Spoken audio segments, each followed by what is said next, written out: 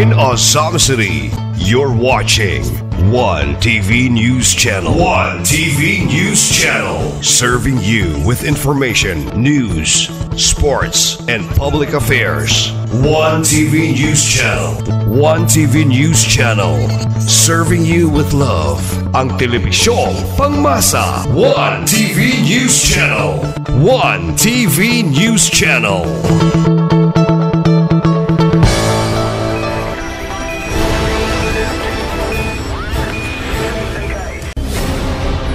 One TV special report.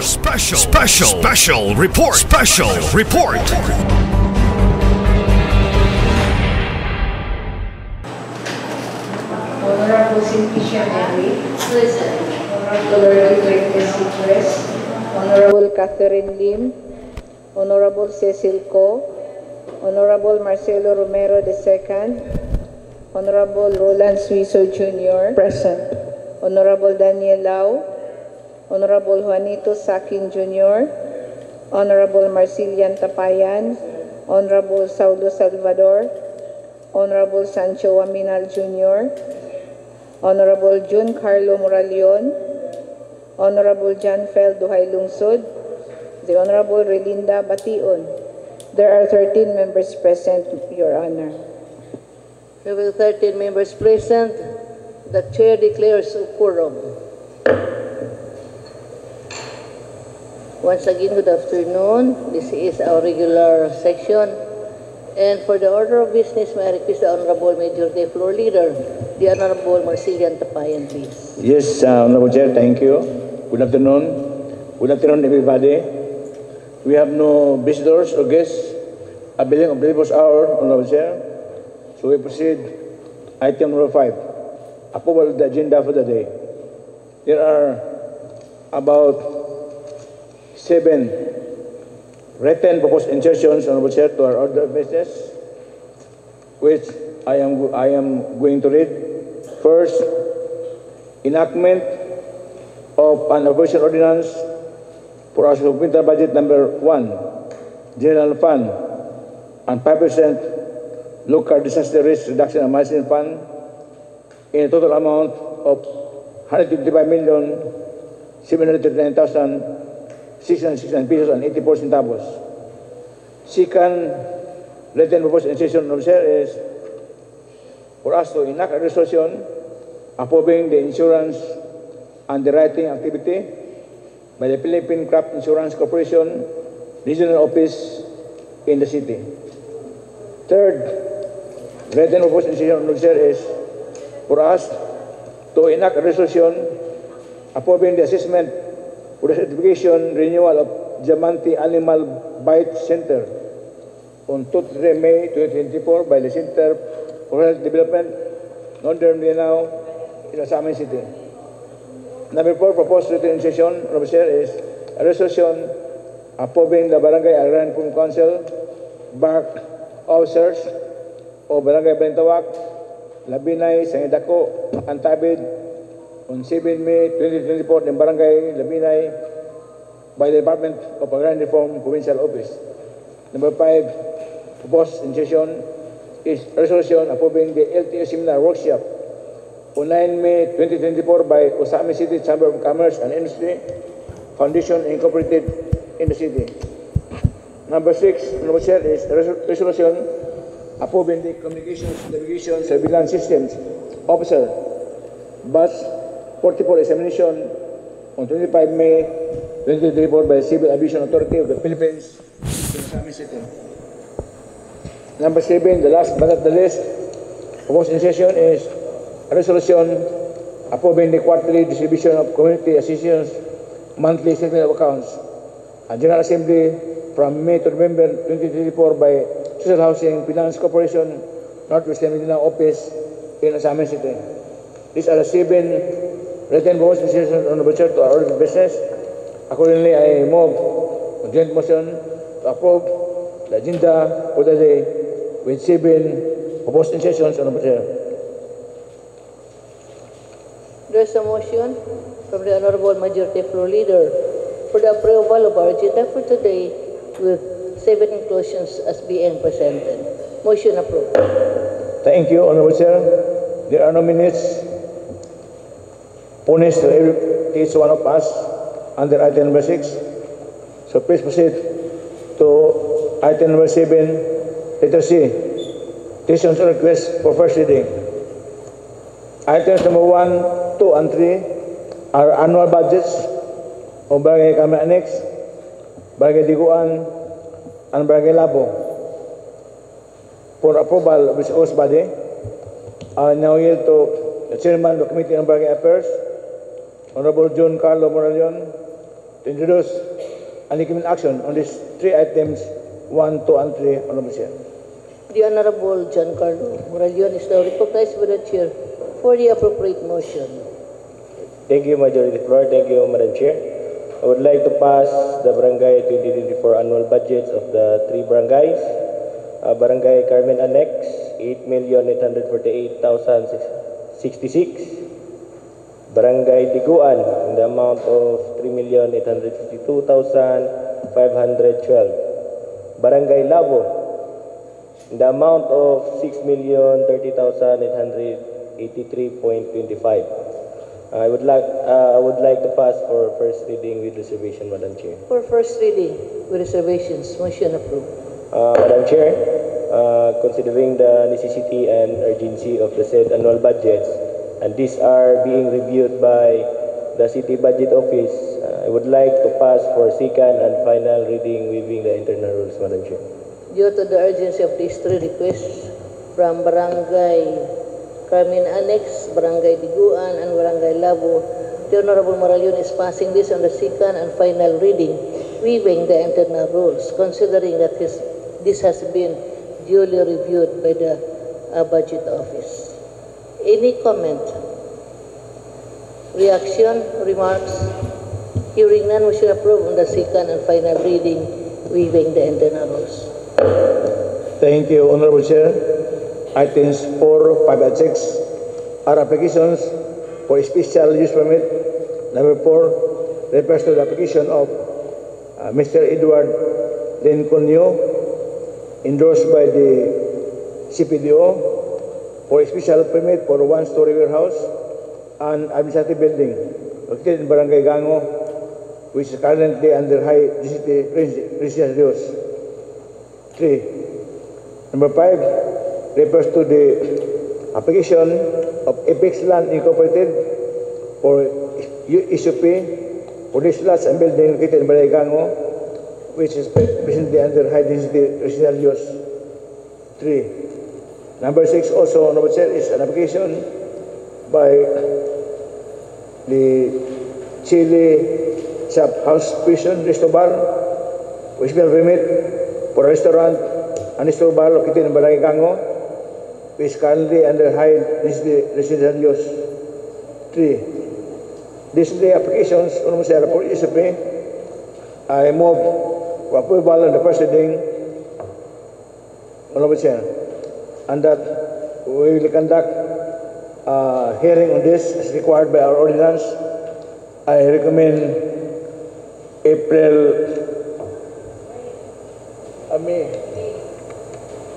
May 7 at 1:30 o'clock in the afternoon to hear these applications for SUP, because April 6, we have session in the morning.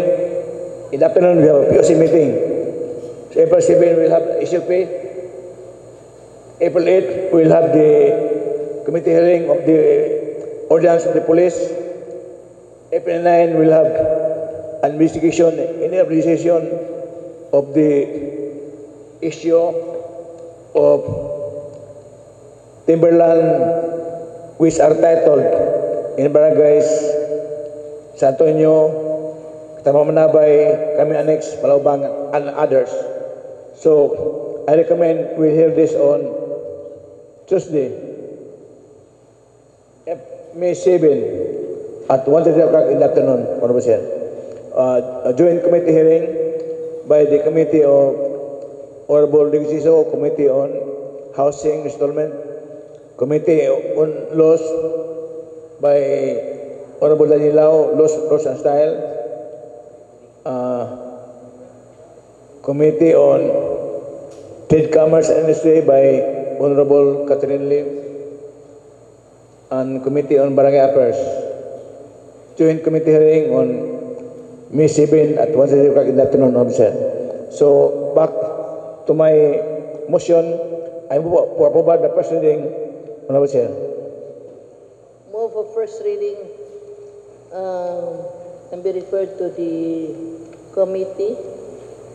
These items 4, 5, and 6. Any comment? Remarks? Approved on the first reading. Motion approved. And Thank you, Honorable Chair. I request the Secretary. Before we proceed, we would like to acknowledge the arrival of Honorable Cypress. Yes, Honorable Chair. I would like to request the Secretary to take note of the date. We'll have a hearing, joint committee hearing on May 7 May 7. at 1:30 o'clock in the afternoon by the Committee on Housing by Honorable Chiso, Committee on Laws, Ron Style, Honorable Danilao, Committee on Public Health and Sanitation by Honorable Catherine Lim, and Committee on Barangay Affairs of John Carlo Warlion. So thank you, Honorable Chair. We proceed now to letter D, Messages and Communications. Number 1, administrative complaint of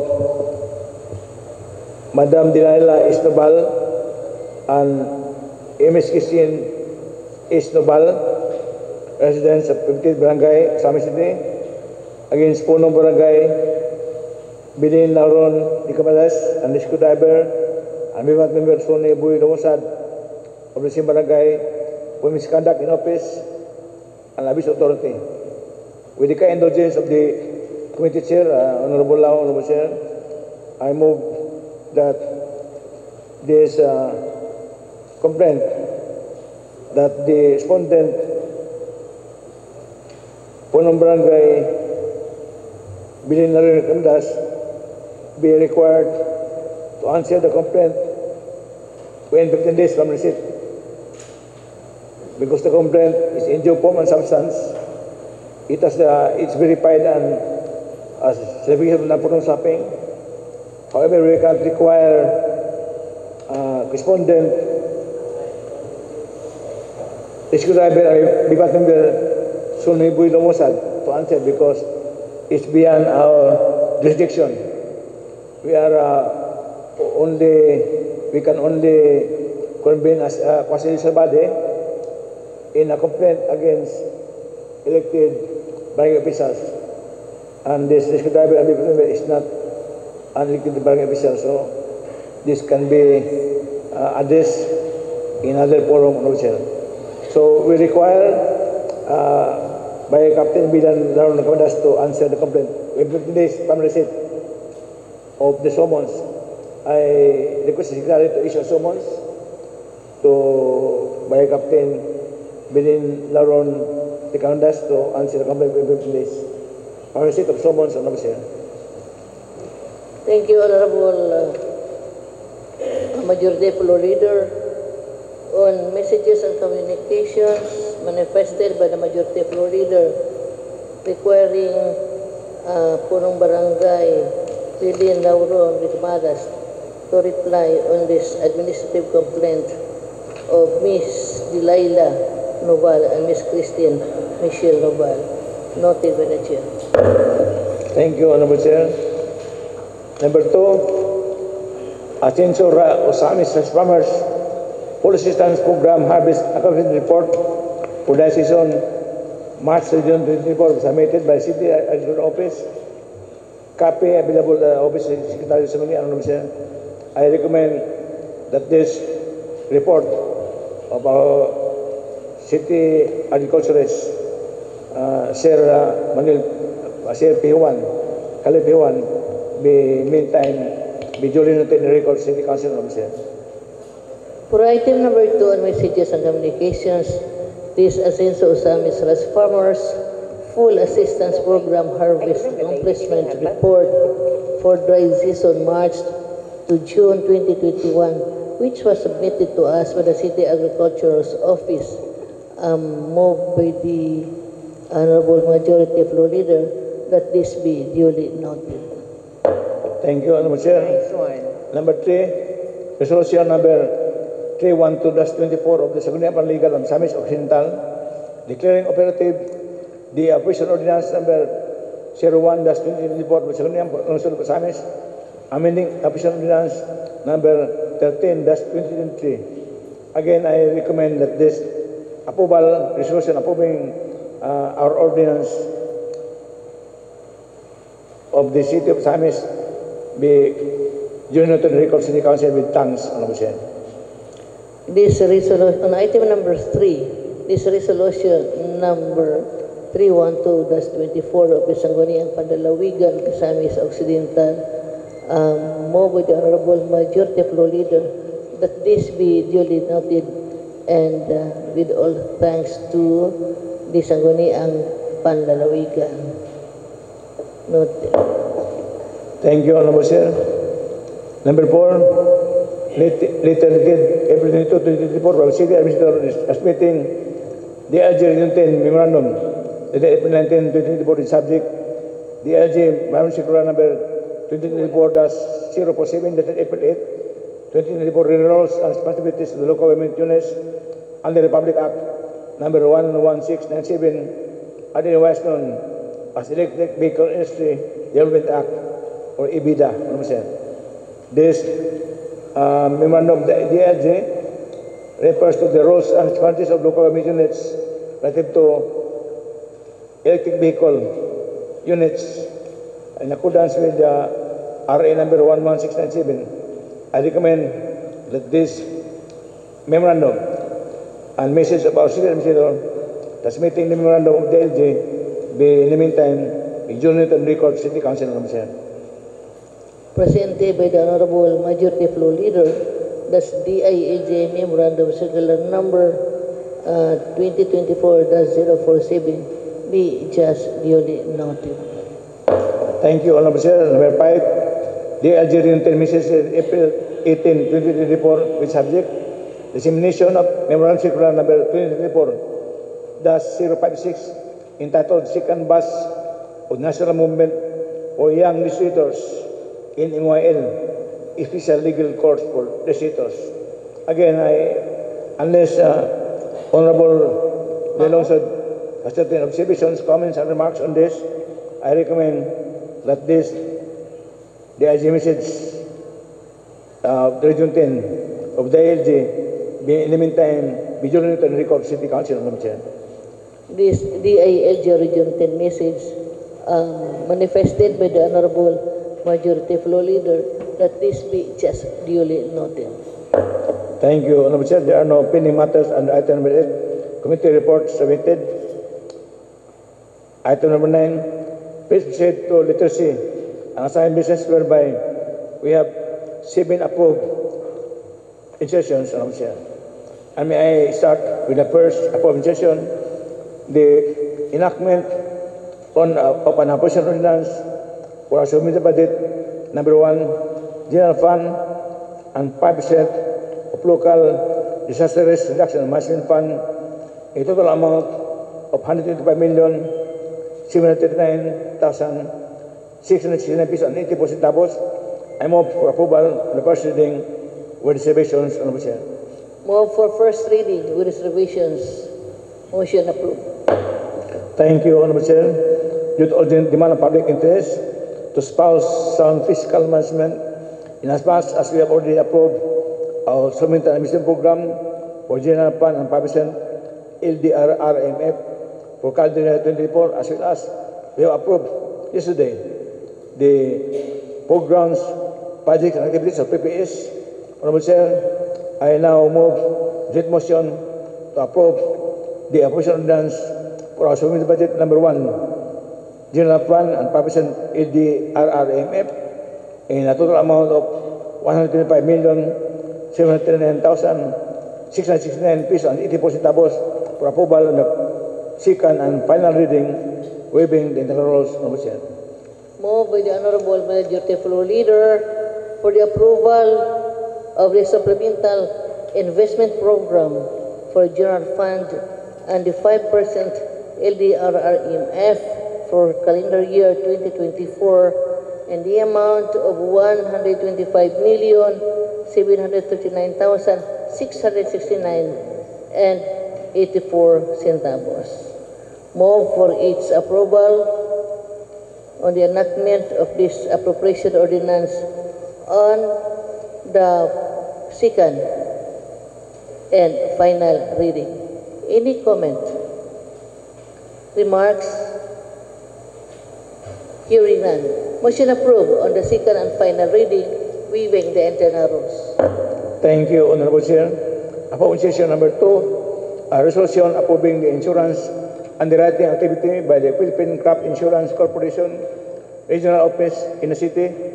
I now yield to Chairman of the Committee on Agriculture, Honorable Sanso Wamina Jr., to introduce and give an action on this item, Honorable Chair. The Honorable Sancho Aminal Jr. is now recognized by the Chair for the appropriate motion. Thank you, Madam Chair. Thank you, Majority Floor Leader. This humble representation would like to move a resolution approving the insurance underwriting activity by the Philippine Crop Insurance Corporation Regional Office in the city. Be approved on first reading with reservation. On joint motion, Madam Chair. Approved on the first reading with reservations. Motion approved. Thank you, Madam Chair. Due to its necessity, may I therefore move that the same be approved on second and final reading, waiving the internal rules of this Assembly. Thank you. This resolution approving the insurance underwriting activity by the Philippine Crop Insurance Corporation Regional Office in the city, moved by the Honorable Sancho Aminal, that this be approved on the second and final reading, waiving the internal rules. Is there any comment? Remarks? Hearing none. Motion approved on the second and final reading, waiving the internal rules. Thank you, Honorable Chair.